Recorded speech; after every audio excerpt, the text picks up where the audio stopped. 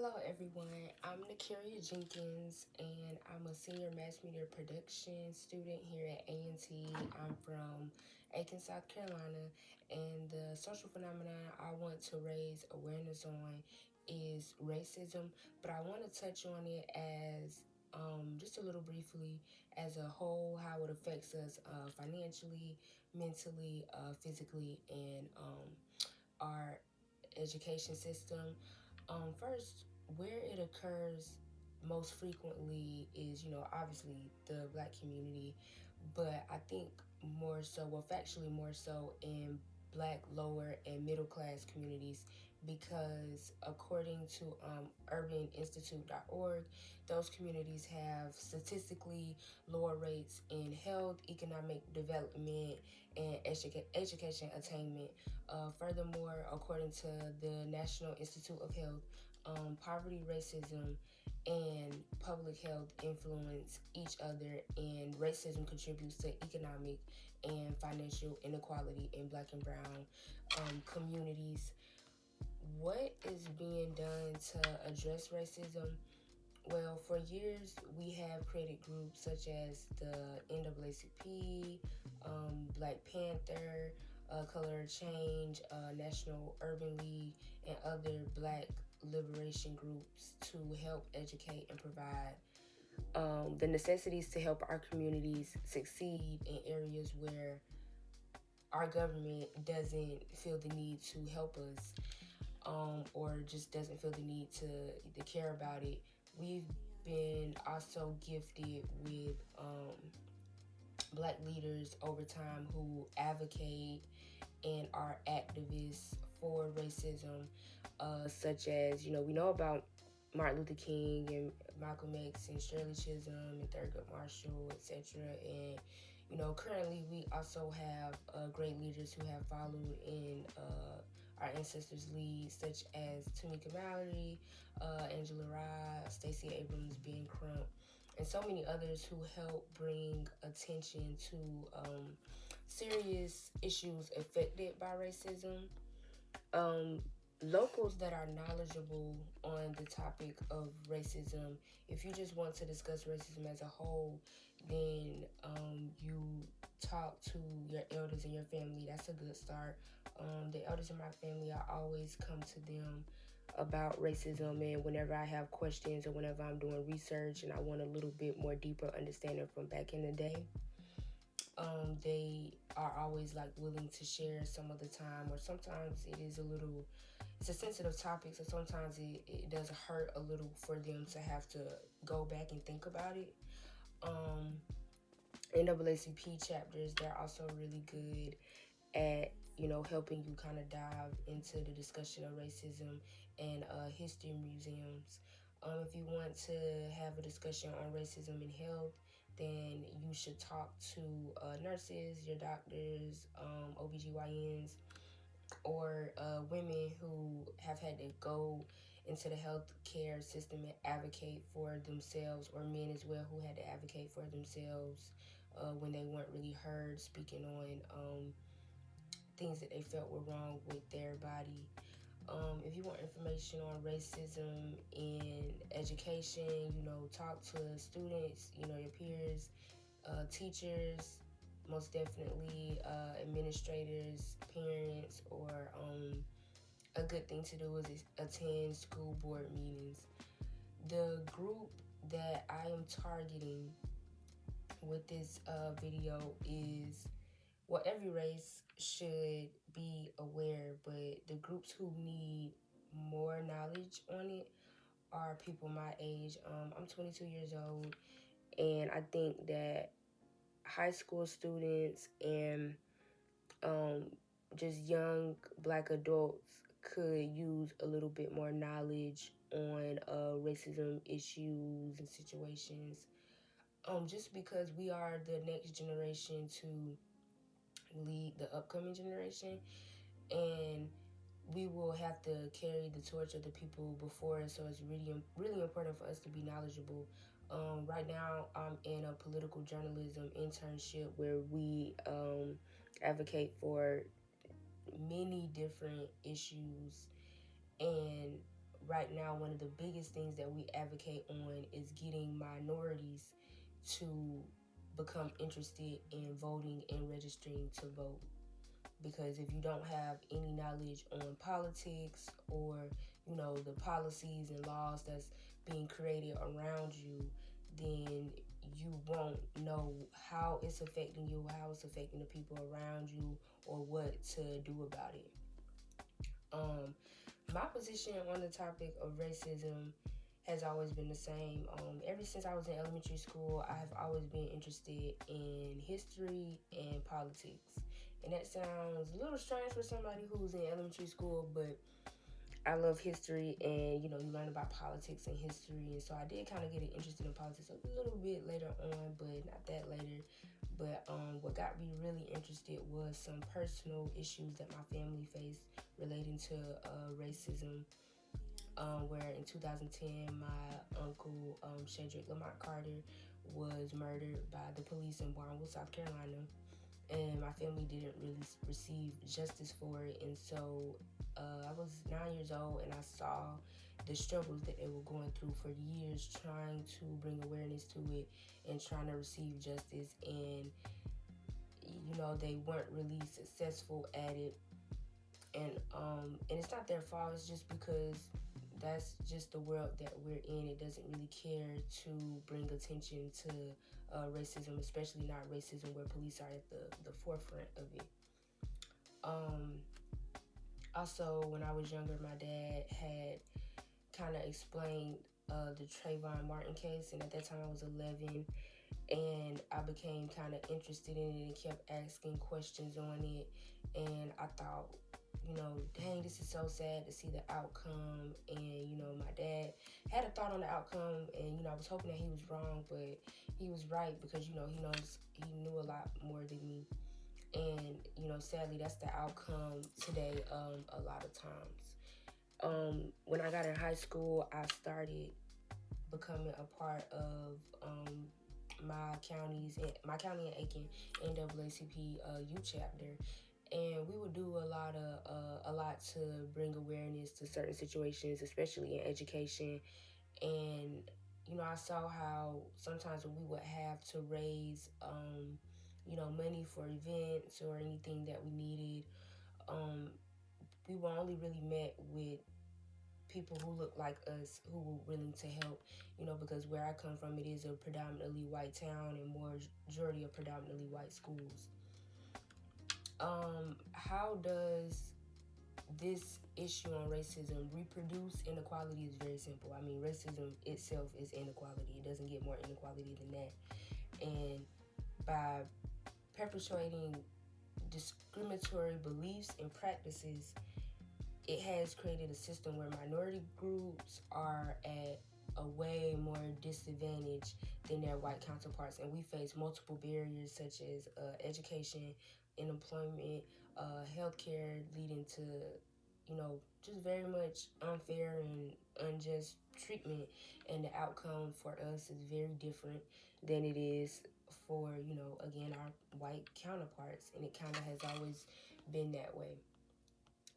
So for this project, to gain a little bit more enlightenment and knowledge, first let me start off about the financial side of racism that I wanted to also talk about, which is that we are faced with financial hardships, or a struggle to reach generational wealth, more than white Americans. And I didn't really talk to anyone about the financial struggle part on it. But just growing up, I was a witness of it, and I saw my family be a witness, be a part of that struggle. And a good example of it is that recently Navy Federal was met with a lawsuit by attorney Ben Crump. And in that lawsuit, they mentioned that Navy Federal was being discriminatory against Black Americans who were applying for loans, whether they be on a car or a house. They were instantly getting denied, even though they met the credit requirements, they met the saving requirements. But however, white Americans were getting approved for the same loans, even though they did not meet the requirements. So that right there just shows you how we're constantly at a disadvantage, and that we have to work twice as hard. And when we do work twice as hard, we are not getting met with equal and fair treatment compared to others. Also, speaking on the financial side, last semester I took a entrepreneur class, and in that class, we had to choose a research topic to focus on within entrepreneurship, and I chose to focus on middle class versus higher up class entrepreneurs. And during my research, I found that what plays a part into the difference in success between the two is racism. And that's because we don't have the time, we don't have the financial freedom, and we also have to resort to different ways to raise money to become entrepreneurs. And number one, we don't have the same networking opportunities as others. Getting into the education side of racism, I spoke to someone who taught at a school that I went to in Aiken, South Carolina. The school was South Aiken High School, and so I spoke to Miss Tiffany McCullough. She is currently now a high school teacher at Carvers Bay High School in Hemingway, South Carolina.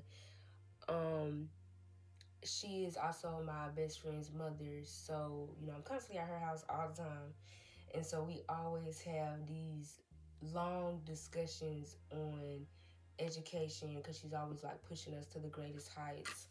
And I kind of just asked her how she felt about racism in education, and can she give me a little bit of insight of what she has experienced. And I'm gonna read a little bit of what I typed while she was writing and while she was speaking. And basically, she explained to me the difference in teaching at a predominantly black school than a white school, and that racism can be exposed through biased curriculum, she said, lack of representation in books and lessons, which we all have noticed, also through behavior and attitudes of teachers and students. I mentioned to her, which if you some of you might know what I'm talking about, but I mentioned to her like a Good Times episode where the youngest son, Michael, he fails a standardized testing because certain things and objects mentioned in it, lower class students don't have access to, and their peers don't have either, so you won't know what it means or what it is that they're describing in the test. And I also had a discussion when I was in high school taking a standardized test with one of my English teachers, and she understood where I was coming from. And but Miss McCullough, who I spoke to on this topic, said that it's the same thing today.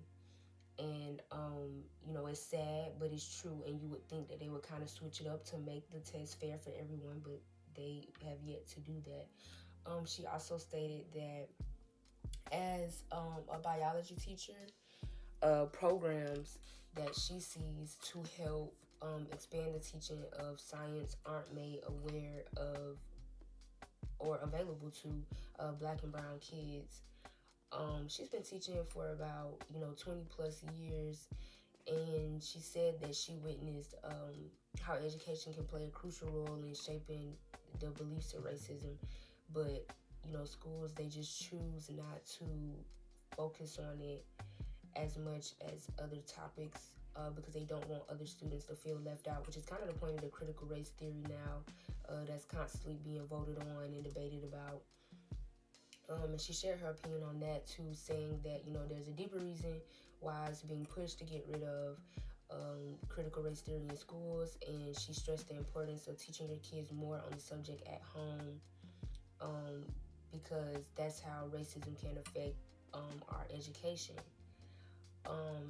So she gave me a lot of insight on that, about how her and other teachers kind of failed, and the experience that she has, like I said, teaching at a predominantly black school where she's able to do a lot more and bring a lot more to those kids, where at a white school she was mostly met with dismay or disapproval of what she wanted to do and the things that she wanted to accomplish to help, all of her students.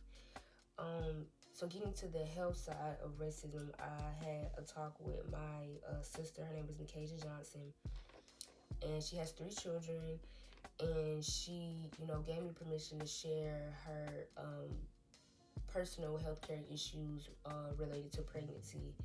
And in 2022, she was pregnant with her last child, and she experienced a great deal of health issues. She had Bell's palsy, which is a weakness in the muscles, and she also experienced a lot of different muscle spasms in different areas of her body. But she was constantly met with doctors who just brushed off her pain. And one time, I took her to the hospital while I was visiting her, and she was having these bad muscle spasms, and they were so bad she was crying, and she could barely talk, she could barely move. It was just even a struggle for me to get her in the car and to get her out of the car. So I kind of had to talk for her, but they weren't really feeling, me talking for her. They wanted her to talk for herself, but she was in so much pain she could barely get the words out. And she kind of explained to them what she was feeling finally, and then they were doctors and nurses, but they said that they never heard of what she was feeling, and that they don't know what it is, and that they'll have to do a little bit more research on it, which is, we all have to do a little bit more research on topics that we think we have the answer on. But, as a nurse and a doctor, I don't expect you to brush anybody off, but that's what they did to her.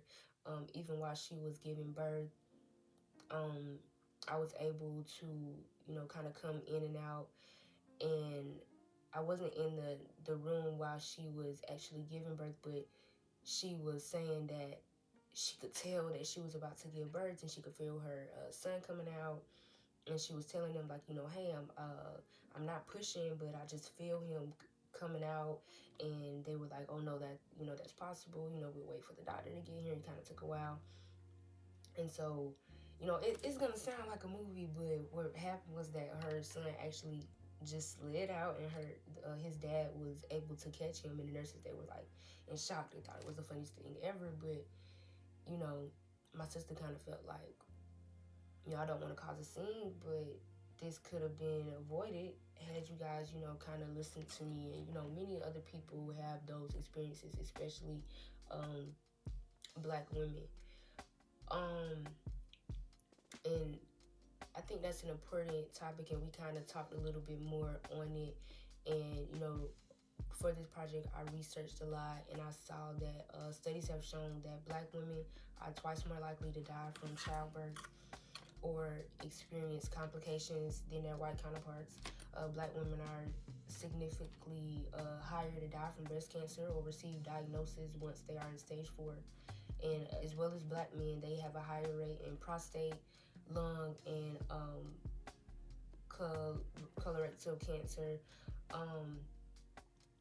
So we have to advocate for ourselves and our education systems, our financial aspects, and just everyday life, our personal lives, health-wise. It's sad, but it's the truth. And, this research, and this is like one of many that I've done on racism. And, the statistics that I see every time, they don't get better, sadly. So I think that racism relates to interdisciplinary studies because, as simple as it may seem, racism is very complex, and it can be examined psychologically, politically, historically, culturally, and just through a whole bunch of things. And through interdisciplinary studies, I think we can explore the impact of racism and how it affects each community as a whole, not just ours. And I think that through exploring it, we can help, dive into the deeper meaning of it. Why is it, continuing, and how to eventually combat it, and I hate to say it, maybe we won't ever get rid of it, but kind of can make society a little bit more inclusive and equitable, so that we're not experiencing racism at such high rates in, each subject that I named. And, like I said before, health, education, and financially, it helps us explore the root of those problems and, the effects and just how we can fix it. And so I think that's why interdisciplinary studies relates to racism and how they correlate together, because it'll help us dive into the deeper meaning.